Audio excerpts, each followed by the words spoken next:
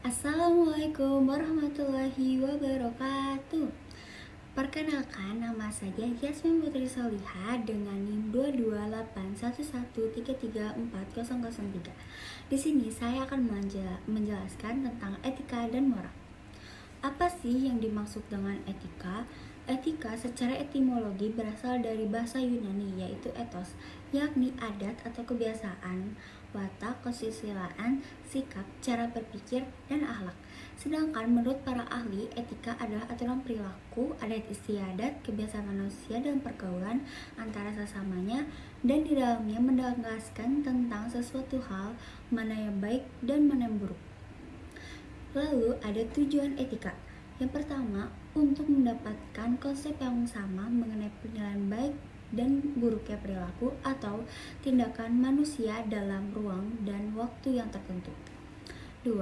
Mengarahkan perkembangan masyarakat menuju suasana yang harmonis, tertib, teratur, damai, dan sejahtera. 3. Mengajak orang bersikap kritis dan rasional dalam mengambil keputusan secara otonom. Keempat, etika merupakan sarana yang memberi orientasi pada hidup manusia untuk memiliki kedalaman sikap, untuk memiliki kemandirian dan bertanggung jawab terhadap hidupnya. 5. Mengajar manusia pada bagaimana menjadi baik. Macam-macam etika. Yang pertama ada etika khusus. Etika khusus merupakan penerapan moral dasar dalam bidang kehidupan yang khusus, misalnya olahraga, bisnis, atau profesi tertentu. Dari sinilah nanti akan lahir etika bisnis dan etika profesi. Wartawan, dokter, hakim, pustakawan, dan ya. Etika khusus lebih bersifat normatif. Sifat normatif etika khusus terlihat pada misalnya pada etika profesi.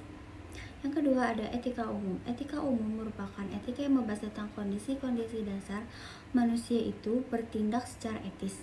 Etika inilah yang menjadikan dasar dan pegangan manusia untuk bertindak dan digunakan sebagai tolak ukur penilaian baik dan buruknya suatu tindakan. Etika umum lebih deskriptif. Sikap deskriptif etika terlihat dari paparan filsuf tertentu pada ajaran, doktrin, atau teorinya. Prinsip-prinsip etika profesi. Yang pertama ada prinsip tanggung jawab, 2. Prinsip keadilan, 3. Prinsip otonomi. Selanjutnya kita beralih ke moral. Moral adalah perilaku seseorang dalam berhubungan dengan orang lain yang mengacu pada peraturan, kebiasaan, dan prinsip-prinsip tertentu yang berdampak pada kesejahteraan manusia. Prinsip Integritas moral adalah hal yang sangat penting sebab hal itu akan mencerminkan kualitas kejujuran dan prinsip moral yang dilakukan secara konsisten sebagai profesional. Sebagai seorang profesional harus diingat bahwa selalu menjaga kepentingan diri sendiri, profesi, dan juga kepentingan orang banyak lainnya. Hal itu adalah bagian dari prinsip integritas moral. Selanjutnya, aspek perilaku moral dibagi menjadi 3, yaitu kompetensi, kehendak, dan kebiasaan. Fungsi moral. Yang pertama, sebagai upaya menjamin terwujudnya harkat dan martabat pribadi seseorang dan kemanusiaan. Yang kedua, untuk memotivasi manusia agar bersikap dan bertindak dengan penuh kebaikan dan kebajikan yang didasari atas kesadaran dan kewajiban yang dilandasi moral. 3. Agar mendapat menjaga keharmonisan hubungan sosial antar manusia, karena moral menjadi landasan rasa percaya terhadap sesama. 4. Membuat manusia lebih bahagia secara rohani dan jasmani, karena menunaikan fungsi moral sehingga tidak ada rasa menyesal, konflik batin, dan perasaan berdosa atau kecewa. Yang kelima, moral dapat memberikan wawasan masa depan kepada manusia, baik sanksi sosial maupun konsekuensi dalam kehidupan, sehingga manusia akan penuh pertimbangan sebelum bertindak.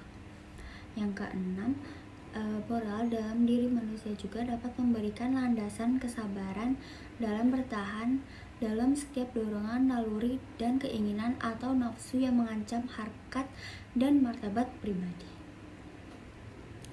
Baik, sekian video pembelajaran dari saya.